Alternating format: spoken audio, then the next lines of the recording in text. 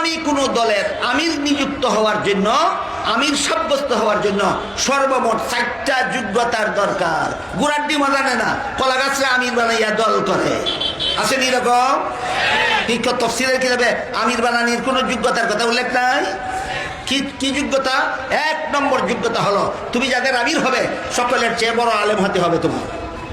বলেন, মুসলমানের এই সমাজ পরিচালনার জন্য, ইসলামের জাহাদ পরিচালনার জন্য মুসলমান যে দলবদ্ধ হয় যাকে আমির বানাবে, সেই আমির একজন ডাক্তার জাকির নায়েক হলেই হবে। আমি জাকির নায়েক, আলেম না ডাক্তার?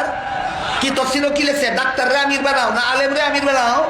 না, এমন কোনো নিয়ম নীতি নাই, যার জন্য মানে সাইতেন নেই। আমার তো মনে হয় বাংলাদেশের মুসলমানের মধ্যে যদি এখন ইয়া ডাক্তার জাকির নায়েক দাঁড়ায় আর দাঁড়ায় মুসলমান ভাইয়েরা সন্ত্রাস দমন করার জন্য আমি জেহাদের ডাক দিচ্ছি, আমার আমির বানাইয়া তোমরা আমার আনুগত্য করো, কোটি কোটি মুসলমান ডাক্তারের অনুগত হয়ে যায়, ডাক্তার আমির বানাই ফেলেবে।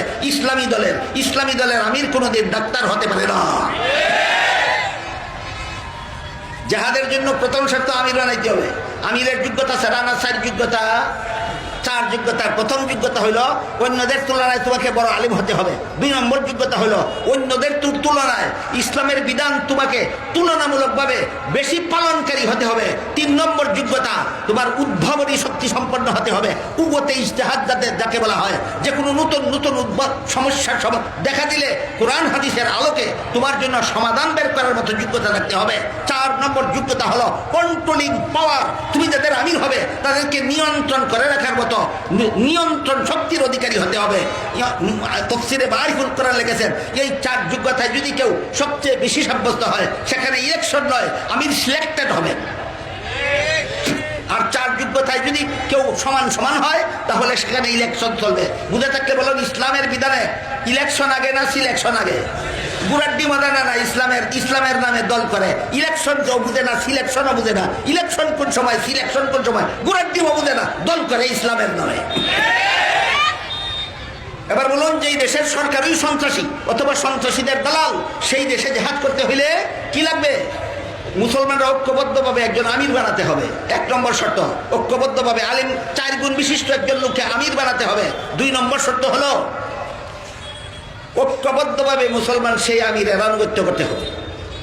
3 নম্বর শর্ত হলো শত্রুদের কাছে যেই ধরনের অস্ত্র আছে ওই ধরনের অস্ত্র মোকাবেলা করার মতো পাল্টা অস্ত্র থাকতে হবে। 4 নম্বর শর্ত হইল শত্রুদের সেনাবাহিনীর মতো প্রশিক্ষণপ্রাপ্ত যুগশ্রেষ্ঠ সেনাবাহিনী গড়ে তুলতে হবে। এই অবস্থায় যদি তুমি যুদ্ধ না করো, জেহাদ না করো, তাহলে গোটা মুসলমান জাতি তোমার কারণে ধ্বংস হয়ে যাবে। সন্ত্রাসীদের হাতে মুসলমান জাতি ধ্বংস হয়ে যাবে। যেখানে সন্ত্রাসীদের হামলায় আক্রান্ত অথবা যে দেশের সরকার নিজেই হয়তো সন্ত্রাসী আর না হয় সন্ত্রাসীদের দালাল, এই দেশে জেহাদ পরিচালনার জন্য মুসলমান ঐক্যবদ্ধভাবে আমির নিযুক্ত করতে হবে। আমিরের গুণ 4টা থাকতে হবে। 2 নম্বর, অন্যান্য সমস্ত মুসলমান আমিরের আনুগত্য করতে হবে। 3 নম্বর, যুগোপযোগী অস্ত্র সংগ্রহ করতে হবে। 3 নম্বর, যুগোপযোগী সেনাবাহিনী, প্রশিক্ষণপ্রাপ্ত সেনাবাহিনী রেডি করতে হবে।